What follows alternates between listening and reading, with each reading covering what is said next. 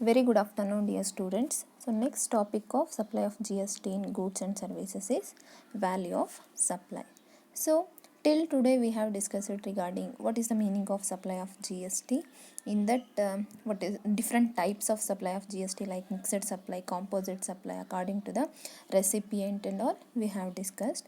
And next, coming to the practical purpose, we have discussed time of supply also. Next, in theory question, value, that is place of supply we have discussed.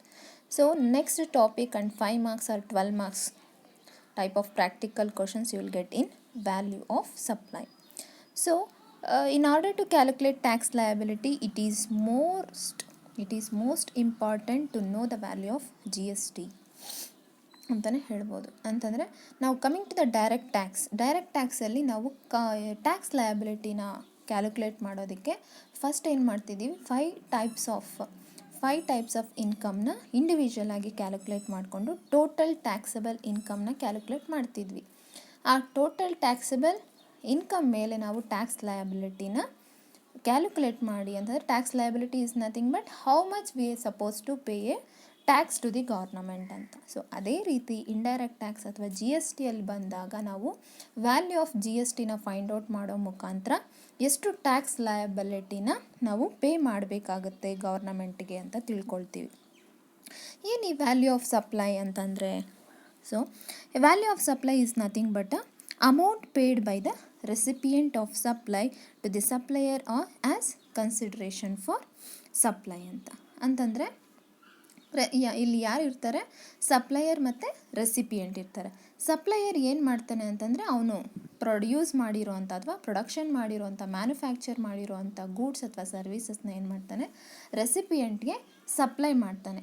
ಆ supply ಮಾಡೋ ಅಂಥ ಟೈಮಲ್ಲಿ ಏನೆಲ್ಲ values ಬರುತ್ತೋ ಅಥವಾ ಏನೆಲ್ಲ charges ಬರುತ್ತೋ ಅದಕ್ಕೆ ಅಮೌಂಟ್ನ ಎಷ್ಟು ಕಟ್ಟಬೇಕು ಅಂತ ನಾವು ಡಿಟರ್ಮೈನ್ ಮಾಡೋದನ್ನೇ ವ್ಯಾಲ್ಯೂ ಆಫ್ ಸಪ್ಲೈ ಅಂತ ಕರಿತೀವಿ. ಸೊ ಕನ್ಸಿಡ್ರೇಷನ್ ಫಾರ್ ಸಪ್ಲೈ ಅಂತ ಬಂದಿದ ತಕ್ಷಣ it is nothing but a transaction value ಅಂತ ಕರಿತೀವಿ.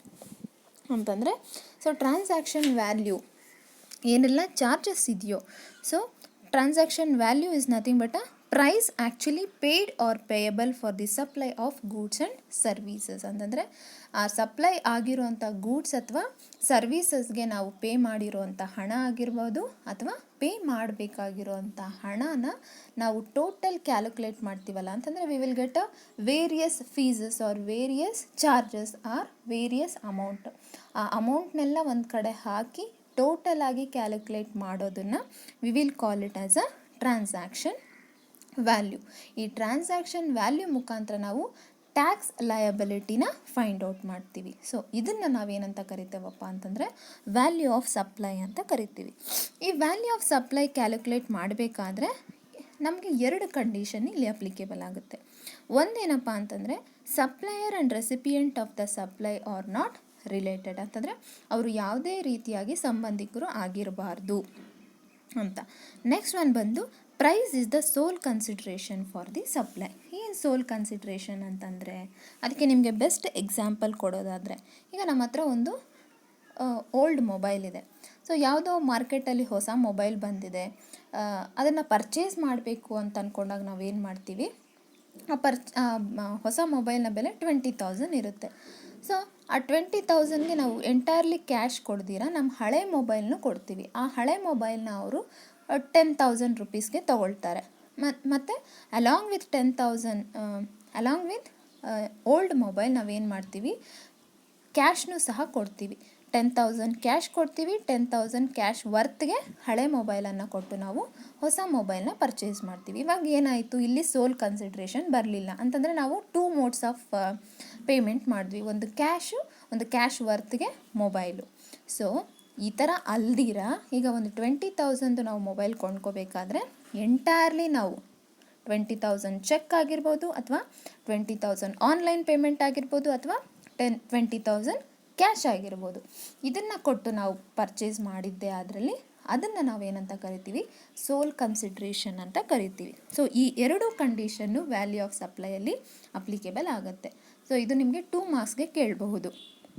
ಓಕೆನಾ. So this is regarding concept of value of supply. So ಇಷ್ಟು ತಿಳ್ಕೊಂಡಿದ್ದಾದಮೇಲೆ ಸೊ ನಿಮಗೆ ಟ್ರಾನ್ಸಾಕ್ಷನ್ ವ್ಯಾಲ್ಯೂ ಅಂತಂದರೆ ಏನು ಇನ್ನೊಂದು ಸಲ ಹೇಳೋದಾದರೆ, it is the price actually paid ಅಂತಂದರೆ ಕೆಲವ್ರು ಏನು ಮಾಡಿರ್ತಾರೆ, ಈ ಸಪ್ಲೈ ಆಫ್ ಗೂಡ್ಸ್ ಆಗೋದಕ್ಕಿಂತ ಮುಂಚೆ ಅಡ್ವಾನ್ಸ್ ಆಗಿ ಅಂತ ಒಂದಿಷ್ಟು ಅಮೌಂಟ್ನ ಸಪ್ಲೈಯರ್ ಕೊಟ್ಬಿಟ್ಟಿರ್ತಾರೆ ಅಲ್ವಾ. So actually paid or payable, ಕೆಲವ್ರು ಏನು ಮಾಡ್ತಾರೆ ಸಾಲ ಅಂತ ತೊಗೊಳ್ತಾರೆ. ಪೇಯ್ಡ್ ಆರ್ ಪೇಯಬಲ್ನ ಕ್ಯಾಲ್ಕುಲೇಟ್ ಮಾಡೋದನ್ನು ನಾವು ಟ್ರಾನ್ಸಾಕ್ಷನ್ ವ್ಯಾಲ್ಯೂ ಅಂತ ಕರಿತೀವಿ. ಸೊ ನೆಕ್ಸ್ಟ್ ಇದನ್ನು ಫೈಂಡ್ ಔಟ್ ಮಾಡಬೇಕಾದ್ರೆ ನಾವು ಯಾವ ರೀತಿ ಫಾರ್ಮೆಟ್ನ ಯೂಸ್ ಮಾಡಬೇಕು ಅಂತ ತಿಳ್ಕೊಳ್ಳೋಣ. ಸೊ ಅದನ್ನು ತಿಳ್ಕೊಳ್ಳೋದಕ್ಕಿಂತ ಮುಂಚೆ ಇನ್ನೊಂದು ಕಾನ್ಸೆಪ್ಟ್ ಏನಪ್ಪ ಅಂತಂದರೆ, transaction value cannot be based on the market ಅಥವಾ ಮ್ಯಾಕ್ಸಿಮಮ್ ರೀಟೇಲ್ ಪ್ರೈಸ್ ಅಂತ. MRP ಪ್ರೈಸ್ಗೆ ನಾವು ಯಾವತ್ತೂ ಸಹ ಟ್ರಾನ್ಸಾಕ್ಷನ್ ವ್ಯಾಲ್ಯೂನ ಡಿಟರ್ಮೈನ್ ಮಾಡಲ್ಲ. ಯಾಕೆ ನಿಮ್ಗೆ ಈ ಪಾಯಿಂಟ್ ಹೇಳ್ತಿದ್ದೀನಿ ಅಂತಂದರೆ, ನಾವು ಇಂಡೈರೆಕ್ಟ್ ಟ್ಯಾಕ್ಸಸ್ ಇತ್ತಲ್ವ, ಅಂದರೆ GST ಇಂಟ್ರೊಡ್ಯೂಸ್ ಮಾಡೋದಕ್ಕಿಂತ ಮುಂಚೆ we have a plenty of indirect taxes. So ಅದರಲ್ಲಿ under section 4A of the central excise act, the central government has the power to notify the goods which shall be valued on the basis of maximum retail price ಅಂತಂದರೆ central excise ಡ್ಯೂಟಿನ ಅಂತಂದರೆ ಆ levy ಮಾಡಬೇಕಾದ್ರೆ ಟ್ಯಾಕ್ಸ್ನ, indirect ಟ್ಯಾಕ್ಸಲ್ಲಿ ಅವರು ಯಾವ base ಮೇಲೆ ಮಾಡ್ತಾಯಿದ್ರು ಅಂತಂದರೆ ಮ್ಯಾಕ್ಸಿಮಮ್ ರಿಟೇಲ್ ಪ್ರೈಸ್ ಮೇಲೆ ಅವರು ಟ್ಯಾಕ್ಸನ್ನು ಹಾಕ್ತಿದ್ರು. ಬಟ್ GST ಯಾವಾಗ ಇಂಟ್ರಡ್ಯೂಸ್ ಆಯಿತೋ, there is no provision for determination of value of the MRP basis.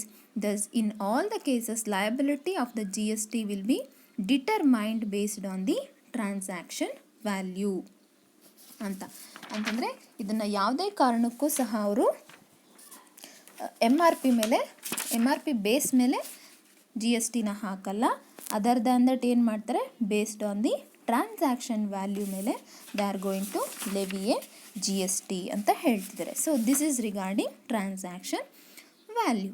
So next computation of transaction value ಅಂತಂದರೆ ಫಾರ್ಮೆಟ್ ಹೇಗೆ ಕ್ಯಾಲ್ಕುಲೇಟ್ ಮಾಡೋದು ಅಂತಂದರೆ, ಸೊ ಫಸ್ಟ್ ಅಲ್ಲಿ ಏನು ಬರುತ್ತೆ ಅಂದರೆ ಗ್ರಾಸ್ ಸೇಲ್ಸ್.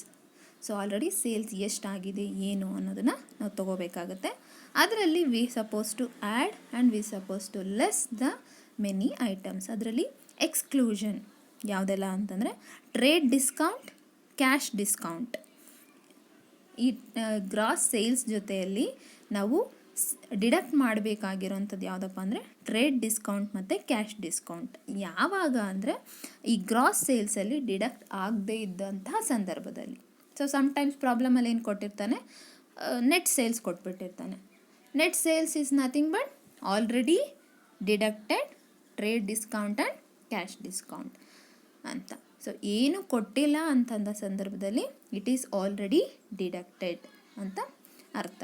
ಸೊ ಇಲ್ಲ ಅಂತಂದರೆ ಅವರು they will give in brackets like it is not included or it is not deducted ಅಂತ ಮೆನ್ಷನ್ ಮಾಡಿರ್ತಾರೆ. So anyhow gross sales ಅಂತ ಕೊಟ್ಟಿರ್ತಾನೆ ಪ್ರಾಬ್ಲಮಲ್ಲಿ, ಅದ್ರ ಜೊತೆಯಲ್ಲೇ ನಾವು ಡಿಡಕ್ಟ್ ಮಾಡಬೇಕಾಗಿರೋಂಥ ಐಟಮ್ಸ್ ಯಾವುದಪ್ಪ ಅಂದರೆ trade discount and cash discount. After that we will get a net sales. ಈ ನೆಟ್ ಸೇಲ್ಸ್ ಜೊತೆಗೆ ನಾವು ಯಾವುದನ್ನೆಲ್ಲ ಆ್ಯಡ್ ಮಾಡಬೇಕಾಗತ್ತಪ್ಪ ಅಂತಂದಾಗ packing charges. Okay, first one is packing charges. In ಬ್ರ್ಯಾಕೆಟಲ್ಲಿ ನೋಡಿ ಇಫ್ ನಾಟ್ ಇನ್ಕ್ಲೂಡೆಡ್, ಅದನ್ನು ಇನ್ಕ್ಲೂಡ್ ಮಾಡಲಿಲ್ಲ ಅಂತಂದರೆ. If it is included no need to add. One second. Okay, next one excise duty and other taxes other than GST. Okay, ಆ ವಸ್ತುಗೆ ಅಥವಾ ಆ ಸರ್ವೀಸ್ಗೆ ಸಂಬಂಧಪಟ್ಟಂತೆ ಏನಾದರೂ ವ್ಯಾಟ್ ಆಗಿರ್ಬೋದು, ಇಲ್ಲ ಅಂತಂದರೆ ಎಕ್ಸೈಸ್ ಡ್ಯೂಟಿ ಆಗಿರ್ಬೋದು, ಬೇರೆ ಅದರ್ ಟೈಪ್ಸ್ ಆಫ್ ಟ್ಯಾಕ್ಸಸ್ ಏನಾದರೂ ಇದ್ದರೆ ಇಫ್ ನಾಟ್ ಇನ್ಕ್ಲೂಡೆಡ್, ಅದನ್ನು ಇನ್ಕ್ಲೂಡ್ ಮಾಡಿಲ್ಲ ಅಂತಂದರೆ we suppose to add to the net sales. Next insurance charges. Next one ಬಂದು ಕಮಿಷನ್. ನೆಕ್ಸ್ಟ್ ಬಂದು ವೇಯಿಂಗ್ ಚಾರ್ಜಸ್. ನೆಕ್ಸ್ಟ್ ಬಂದು ಧರ್ಮದ ಚಾರ್ಜಸ್. ಧರ್ಮದ ಚಾರ್ಜಸ್ ಅಂತಂದರೆ it is nothing but a charity amounts ಏನಾದರೂ ಇದ್ದರೆ. ನೆಕ್ಸ್ಟ್ ಒನ್ ಬಂದು any amount incurred by the recipient on behalf of the supplier for such supply. On behalf of. Okay, so any amount incurred by the recipient on behalf of supplier for such supply. ಅದೂ ಅಷ್ಟೇ, ಅದು include ಆಗಿಲ್ಲ ಅಂತಂದರೆ ನಾವು add ಮಾಡಬೇಕಾಗುತ್ತೆ. Next interest ಆಗಿರ್ಬೋದು, late fee ಆಗಿರ್ಬೋದು, penalty for delay ಆಗಿರ್ಬೋದು, ಇದೇನಾದರೂ ಇದ್ದರೆ ಆ ಚಾರ್ಜಸನ್ನು ಸಹ ನಾವು ನೆಟ್ ಸೇಲ್ಸಲ್ಲಿ ಆ್ಯಡ್ ಮಾಡ್ಕೋಬೇಕಾಗುತ್ತೆ. Next subsidies directly linked to the price. ಈ ಸಬ್ಸಿಡೀಸ್ ಏನಾದರೂ ಡೈರೆಕ್ಟಾಗಿ ಲಿಂಕ್ ಟು ದಿ ಪ್ರೈಸ್ ಆಗಿದ್ದರೆ ಅದು ಕಂಪಲ್ಸರಿ ಸಬ್ಸಿಡೀಸ್ನ ಆ್ಯಡ್ ಮಾಡ್ಕೋಬೇಕಾಗುತ್ತೆ. ಸೊ ನೀವು ಈ ಫಾರ್ಮೆಟಲ್ಲಿ ನೋಡ್ತಾ ಇದ್ದಾಗ ಕೆಲವೊಂದು ಐಟಮ್ಸ್ ಮಾತ್ರ ಬ್ರ್ಯಾಕೆಟಲ್ಲಿ if not included we can include ಅಂತ ಅರ್ಥ, if not deducted we can deduct ಅಂತ ಅರ್ಥ. ಮತ್ತು ಏನು ಬ್ರ್ಯಾಕೆಟ್ಸಲ್ಲಿ ಏನು ಇಲ್ಲ ಅನ್ನೋ ಸಂದರ್ಭದಲ್ಲಿ ಅದನ್ನು it is understood they are not going to added, that's why we have to add. While making solution ನಾವೇನು ಮಾಡಬೇಕು, ಕಂಪಲ್ಸರಿ ರೆಸ್ಟ್ ಆಫ್ ದ ಐಟಮ್ಸ್ನ ನಾವು ಆ್ಯಡ್ ಮಾಡ್ಕೋಬೇಕಾಗುತ್ತೆ. ಎಕ್ಸಾಂಪಲ್ ಇನ್ಶೂರೆನ್ಸ್ ಚಾರ್ಜಸ್ ಆಗಿರ್ಬೋದು, ಕಮಿಷನ್ ಆಗಿರ್ಬೋದು, ವೇಯಿಂಗ್ ಚಾರ್ಜಸ್ ಆಗಿರ್ಬೋದು, ಧರ್ಮದ ಚಾರ್ಜಸ್ ಆಗಿರ್ಬೋದು, ಇಂಟ್ರೆಸ್ಟ್ ಆಗಿರ್ಬೋದು, ಲೇಟ್ ಫೀ ಆಗಿರ್ಬೋದು, ಪೆನಾಲ್ಟಿ ಫಾರ್ ಡಿಲೇ ಪೇಮೆಂಟ್ಸ್ ಆಗಿರ್ಬೋದು. ಸೊ ಈ ಥರದ್ದು ಯಾವುದೇ ಬಂದರೂ ಸಹ ನಾವು ಆ್ಯಡ್ ಮಾಡ್ಕೊಳ್ಬೇಕಾಗುತ್ತೆ. ಇದನ್ನೆಲ್ಲ ಆ್ಯಡ್ ಮಾಡಿಕೊಂಡಾಗ ನಮಗೆ ಸಿಗುವಂಥ ವ್ಯಾಲ್ಯೂನೇ ಟ್ರಾನ್ಸಾಕ್ಷನ್ ವ್ಯಾಲ್ಯೂ. ಈ ಟ್ರಾನ್ಸಾಕ್ಷನ್ ವ್ಯಾಲ್ಯೂನ ನಾವು ಬೇಸಾಗಿ ಇಟ್ಕೊಂಡು ನಾವೇನು ಮಾಡ್ತೀವಿ, CGST ಆಗಿರ್ಬೋದು, SGST ಆಗಿರಬಹುದು, IGST ಆಗಿರ್ಬೋದು, ಪರ್ಟಿಕ್ಯುಲರ್ ಗೂಡ್ಸ್ ಅಥವಾ ಸರ್ವೀಸಸ್ಗೆ ನಾವು ಫೈಂಡ್ ಔಟ್ ಮಾಡ್ಕೊಳ್ತಾ ಹೋಗ್ತೀವಿ. ಅಂತಂದರೆ ಈಗ ಸಪೋಸ್ ಯಾವುದೋ ಒಂದು ಐಟಮ್ ಕೊಟ್ಟಿರ್ತಾನೆ, ಅದಕ್ಕೆ CGST ಸೊ 18% ಅಂತ ಕೊಟ್ಟಾಗ ಕಂಪಲ್ಸರಿ ನಾವೇನು ಮಾಡ್ತೀವಿ, CGST 9% ಮತ್ತು SGST 9% ಕ್ಯಾಲ್ಕುಲೇಟ್ ಮಾಡ್ತೀವಿ.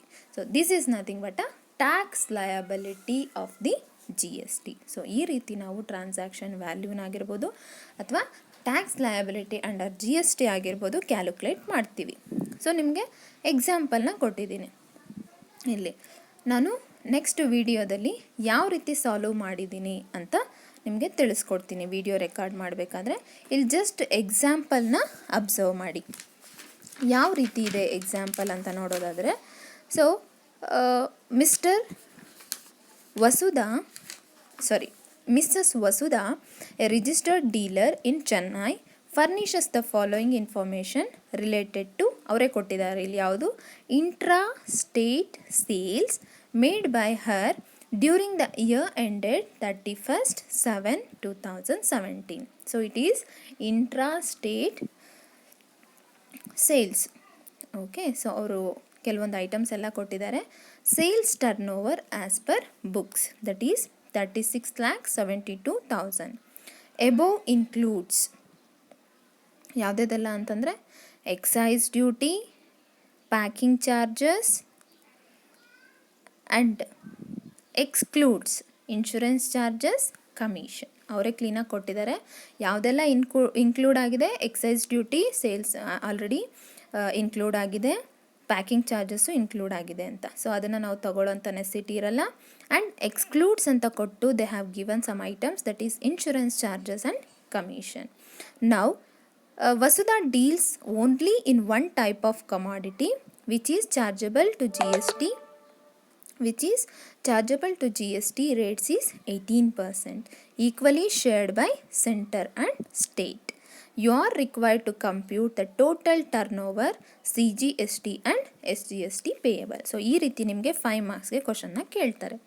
ಸೊ ನಾವು ಯಾವ ರೀತಿ ಸೊಲ್ಯೂಷನ್ನ ಫೈಂಡ್ ಔಟ್ ಮಾಡೋದು ಅಂತಂದರೆ, computation of taxable turnover ಅಥವಾ ಟ್ಯಾಕ್ಸ್ ಲಯಬಿಲಿಟಿ ಅಥವಾ ಟ್ರಾನ್ಸಾಕ್ಷನ್ ವ್ಯಾಲ್ಯೂ ಏನು ಬೇಕಾದರೂ ನೀವು ಮೆನ್ಷನ್ ಮಾಡಬಹುದು. So first one sales turnover, ಅವನೇ ಹೇಳ್ತಾ ಇದ್ದಾನೆ ಇಟ್ ಇನ್ಕ್ಲೂಡ್ಸ್ ಎಕ್ಸೈಸ್ ಡ್ಯೂಟಿನೂ ಇನ್ಕ್ಲೂಡ್ ಆಗಿದೆ, ಪ್ಯಾಕಿಂಗ್ ಚಾರ್ಜಸ್ಸು ಸಹ ನಮಗೆ ಇನ್ಕ್ಲೂಡ್ ಆಗಿದೆ. That's why no need to take excise duty and packing charges. Directly we suppose to take outer column 36,72,000. ಅದಕ್ಕೆ includes ಯಾವುದು, ಇನ್ಶೂರೆನ್ಸ್ ಚಾರ್ಜಸ್ಸು, ಕಮಿಷನ್. ಯಾಕೆ ಇನ್ಕ್ಲೂಡ್ ಮಾಡಬೇಕು ಅಂತಂದರೆ ಅವನು ಕ್ವಶನಲ್ಲಿ ಕ್ಲಿಯರಾಗಿ ಕೊಟ್ಟಿದ್ದಾನೆ ಇಟ್ ಎಕ್ಸ್ಕ್ಲೂಡ್ಸ್ ಅಂತ. ಯಾವುದ್ಯಾವುದು, ಕಮಿಷನ್ ಎಷ್ಟಿದೆ 35,000 ಇದೆ, ಇನ್ಶೂರೆನ್ಸ್ ಚಾರ್ಜಸ್ ಎಷ್ಟಿದೆ 15,000 ಇದೆ. ಸೊ ಟೋಟಲ್ ಟುಗೆದರ್ 50,000 ಆಯಿತು. ಅದನ್ನು ಆ್ಯಡ್ ಮಾಡಿದಾಗ ನಮಗೆ ಟೋಟಲ್ ಟರ್ನ್ ಓವರ್ ಅಥವಾ ಟ್ರಾನ್ಸಾಕ್ಷನ್ ವ್ಯಾಲ್ಯೂ ಎಷ್ಟು ಬರುತ್ತೆ, 37,22,000 ಸಿಗುತ್ತೆ. ಆ 37,22,000ಗೆ ನಾವು ಈಕ್ವಲಿ ಸ್ಟೇಟು ಮತ್ತು ಸೆಂಟರ್ಗೆ ಡಿಸ್ಟ್ರಿಬ್ಯೂಟ್ ಮಾಡ್ಕೊಂಡು ಹೋಗಬೇಕು. ಎಷ್ಟು? 9% for CGST, 9% for SGST. So ಎಷ್ಟು ಬರುತ್ತೆ? 3,34,980. ಒಂದು ಸಲ ಕ್ಯಾಲ್ಕುಲೇಟ್ ಮಾಡ್ಕೊಳ್ಳಿ. ಇಷ್ಟು 3,34,980 for both state and CGST centre. ಅವು ಎರಡನ್ನೂ ಆ್ಯಡ್ ಮಾಡಿದಾಗ ವಿ ವಿಲ್ ಗೆಟ್ 6,69,960. ಅದನ್ನು ನಾವು ಯಾವುದ್ರ ಜೊತೆಲಿ ಆ್ಯಡ್ ಮಾಡ್ತೀವಿ? Total turnover or transaction value ಜೊತೆ ಆ್ಯಡ್ ಮಾಡಿದ್ರೆ ಅದು ಬರೋವಂಥ ಅಮೌಂಟು ಏನಂತ ಕರಿತೀವಿ? ಇನ್ವಾಯ್ಸ್ ಪ್ರೈಸ್ ಅಂತಂದರೆ ಟೋಟಲಿ ನಾವು ಆ್ಯಸ್ ಎ ರೆಸಿಪಿಯೆಂಟ್ ಯಾರಿಗೆ? ಸಪ್ಲೈಯರ್ಗೆ ಕೊಡಬೇಕಾಗಿರೋ ಅಂಥ ಪರ್ಚೇಸಿಂಗ್ ಚಾರ್ಜಸ್ ಅಥವಾ ಇನ್ವಾಯ್ಸ್ ಪ್ರೈಸ್ ಎಷ್ಟಪ್ಪ ಅಂತಂದರೆ 43,91,960.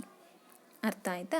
ಸೊ ನಾನು ನೆಕ್ಸ್ಟ್ ವಿಡಿಯೋ ರೆಕಾರ್ಡ್ ಮಾಡಬೇಕಾದ್ರೆ ಇನ್ನು ಕೆಲವೊಂದು ಪ್ರಾಬ್ಲಮ್ಸ್ನೆಲ್ಲ ಇನ್ ಡೀಟೇಲ್ ಆಗಿ ಎಕ್ಸ್ಪ್ಲೇನ್ ಮಾಡ್ತೀನಿ. ಸೊ ನಿಮಗೆ ಫಾರ್ಮೆಟ್ಗೆ ಆ್ಯಸ್ ಎ ಎಕ್ಸಾಂಪಲ್ ಅಂತ ಈ ಕ್ವಶನ ಮಾಡಿದ್ದೀನಿ.